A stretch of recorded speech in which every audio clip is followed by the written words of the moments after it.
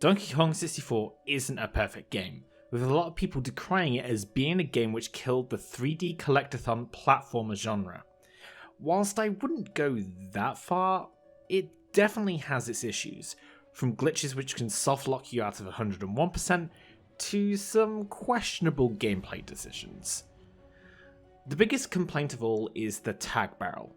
Just in the first hallway, you have blue, green, and purple bananas, so you'd have to backtrack here 3 different times just to collect a few measly bananas. And this wouldn't be too bad as just a few specific examples, but the thing is, this is the whole game. If only you could change the Kongs at will, that would resolve everything. Alas, Donkey Kong 64 was released nearly 24 years ago, and as an N64 game has not seen any official updates since then. However, this doesn't mean that this improvement doesn't exist. Today we tell the story of what hackers did to fix this issue. This is the story of Donkey Kong 64 Tag Anywhere.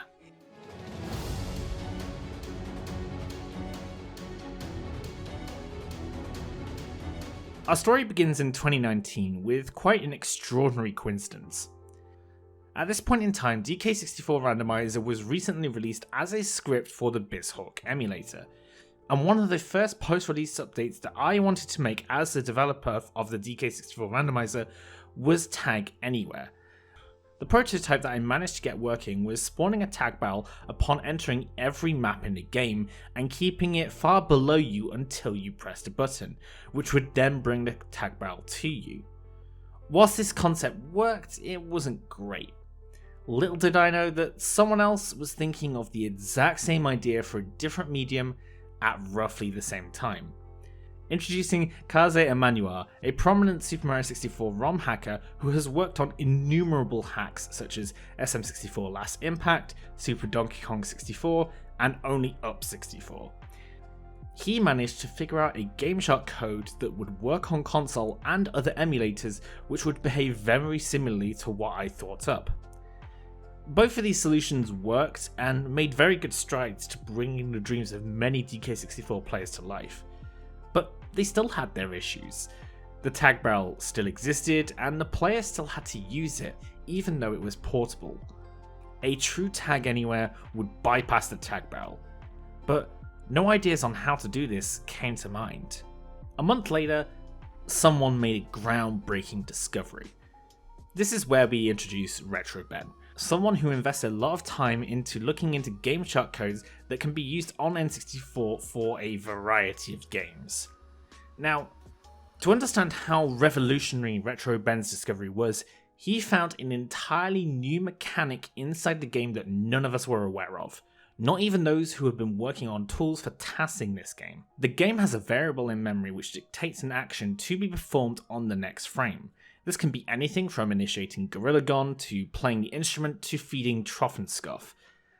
This also includes an action to reload the Kong, including the ability to change the Kong you're playing as.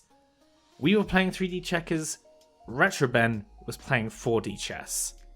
Unfortunately for Retroben and the community as a whole, this was posted on a GameFAQs thread which didn't get that much traffic. It received a couple compliments, but it went nowhere.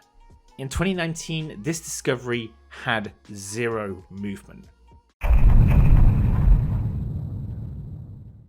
2020 began, the thread was found, and things started changing real fast.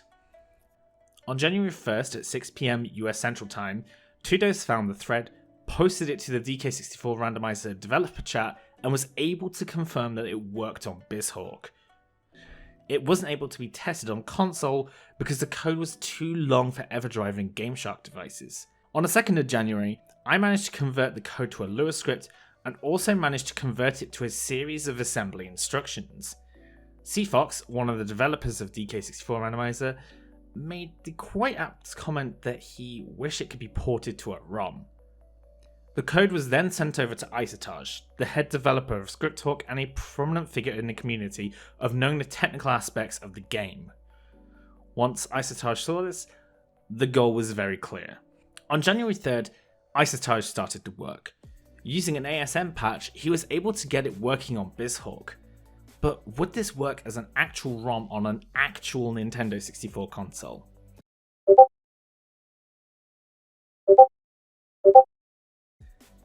"37 hours. That's how long it took from the time it was discovered by Tudos to having a working DK64 ROM hack. To put that amount of time into even more context, not only was this the first ROM hack with Tag Anywhere, this was the first ever DK64 ROM hack that had worked on console. By some stroke of genius, in 37 hours, we converted the gameshark code into assembly, figured out how to make a ROM hack for DK64, and got something working on console. It's actually insane.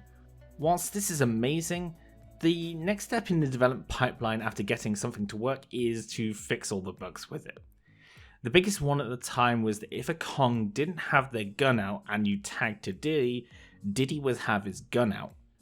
A quick change to the code to correct the hand state depending on the Kong you're tagging to and whether they have the gun out fixed this bug.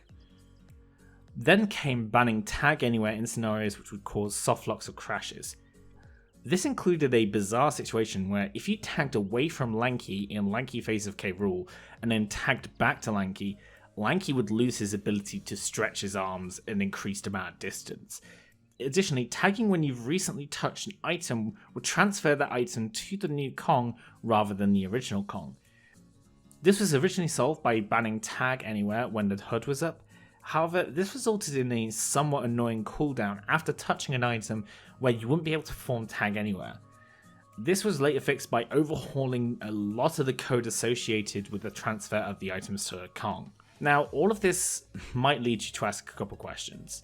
First of all, the most common question I see is whether the ability to remotely tag was part of the vanilla game in an unused or hidden function.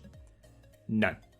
Given the amount of hurdles that we needed to jump over to prevent buggy situations, I can't imagine Rareware went far with Tag Anywhere if it was ever in consideration.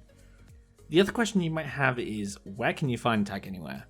Well, thankfully the DK64 hacking community is very dedicated to keeping projects open source, so Tag Anywhere is featured in quite a lot of hacks, from the original dedicated hack by Isotarge, to GloriousLiar's Banjo Kong Zooey hack, to the DK64 practice ROM, to DK64randomizer.com. Tag Anywhere is very much a staple of any DK64 hack, and the functionality is something which players feel like they couldn't do without after playing it. It goes to show that even with games that have very heavily publicized flaws, don't have to stay flawed as long as you have the people who care enough about it to fix it.